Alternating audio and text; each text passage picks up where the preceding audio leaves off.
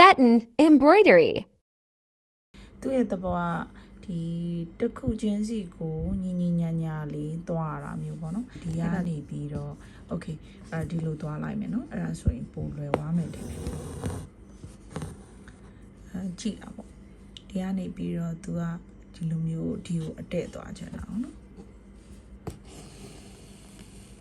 ဆိုတော့ပြီးရင်သူ့ရဲ့ဘေး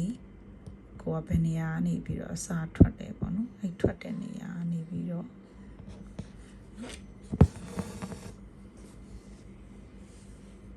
သူ့ရဲ့ဘေးဒီမှာသူဒီတက်မကြော်နေပေါ့နော်အဓိကဒီမှာရှိတယ်ဆိုရှိတဲ့နေရာထက်မကြော်အောင်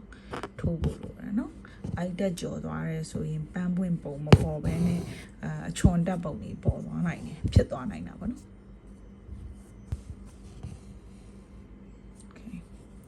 ဆိုရင်အမအတွက်ကနောက်တစ်ခုလောက်တည်တည်လေးထည့်လိုက်မယ်ဆိုရင်ပိုတူသွားမယ်ပေါ့နော်အဲဆိုဒီကနေပြီးတော့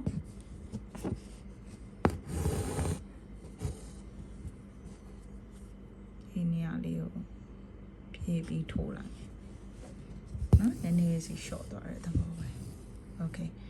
အဲ့နေရာပြီးပြီဆိုရင်ကိုကနောက်တစ်ခါသူ့ကိုဒီဘက်ကိုလာလို့ရတယ်နော်ဆိုအောက်မှာတော့နည်းနည်းလေးရှုပ်သွားနိုင်တယ်ဒါပေမဲ့ကိုအဆင်ပြေတယ်လို့တစ်ခုချင်းပေါ့နော်သူဘေးကရက်ကိုပဲထိုးသွားမယ်နော်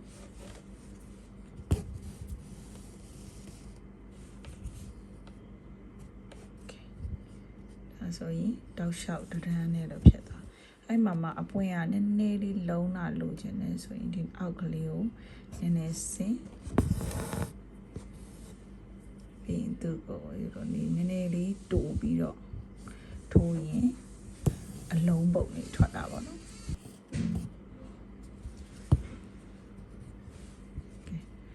ဒါဆိုလို့ရှိရင်ဒါတပွင့်ရပြီပေါ့နော်လေကောင်ကနေမသွားဘဲနဲ့ဘေးကနေသွားမယ်ဆိုလေကိုနိုင်နေဆိုရင်သွားလို့ရတယ်နော်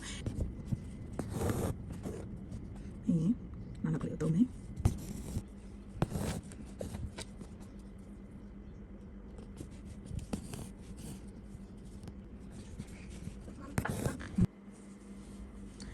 ဒီအသေးလေးကိုထိုးရင်ကြတော့ဒီလို down light ထိုးလို့လည်းရတယ်ဒါမှမဟုတ်ရင်ဒီလိုအဆင်းလိုက်ထိုးခြင်းလည်းရတယ်အမတော့ဒီ down light ပဲထိုးမှာပေါ့နော်ဘာဖြစ်လို့လဲဆိုတော့ဒီလိုမျိုးအဆင်းလိုက်ထိုးရင်ကြဒီမှာပြတ်ထွက်သွားရင်ဟိုဘက်ဒီဘက်နှစ်ဆလို့ပြန်ထိုးရမယ်ပေါ့နော်ပြီးညီမလာမှာအဲ့တော့အမအဲ့လိုမထိုးတော့ဘူးသူအရှေးလိုက်ပဲထိုးမယ်ရှေးလိုက်ကပို့ပြီးတော့အမအတွက်တက်တောင့်တက်တာရှိမှလို့ထင်တယ်အဲ့တော့အမအရှေးလိုက်ပဲထိုးမယ်ပေါ့နော်အဲ့တော့အရင်ဆုံးအစွန်းလေးကိုထိုးမှာဆိုတော့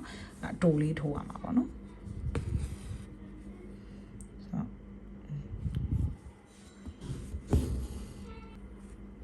ဘေးကိုသွားမယ်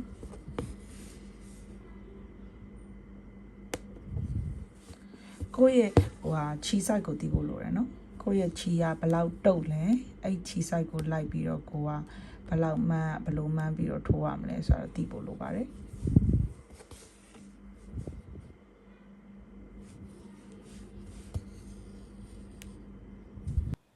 ဗီဒီယိုအရန်ရှေ့မှာဆိုလို့အမရစ်လိုက်တယ်เนาะဒီမှာအမပြချင်တာကကြတော့ကိုက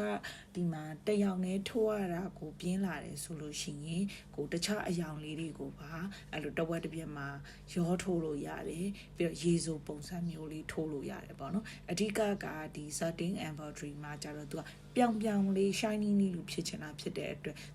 ခြေကိုတန်းလေးထိုးပေးဖို့လိုပါတယ်เนาะ